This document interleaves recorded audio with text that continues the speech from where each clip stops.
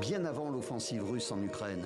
Lorsqu'arrivait l'heure du journal sur une chaîne officielle comme Channel One Russia, il ne fallait pas attendre longtemps avant d'apercevoir ce visage.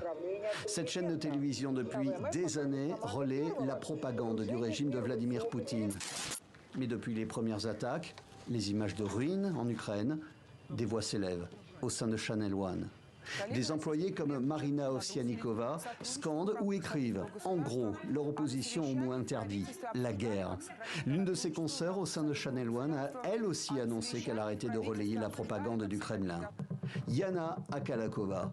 Elle a été la présentatrice du journal de la chaîne, puis la correspondante à New York et à Paris, où elle demeure.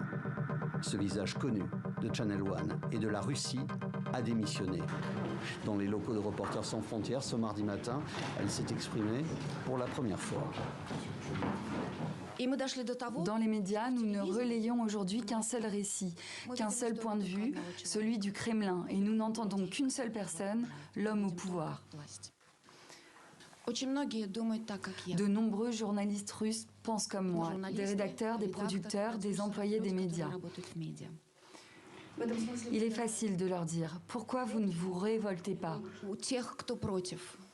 Mais ces journalistes sur place, ils ont des familles, ils ont des parents qu'ils doivent soigner, des enfants qu'ils doivent élever, des appartements à payer, ils sont otages de la situation. Merci à vous. Au revoir. Jana Agalakova poursuivra son métier de journaliste et continuera de parler librement de son pays.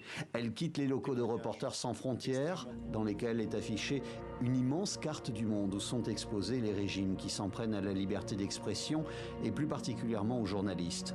En noir, de Cuba jusqu'à la Chine, les censures les plus dures, la Russie pourrait très vite rejoindre cette catégorie.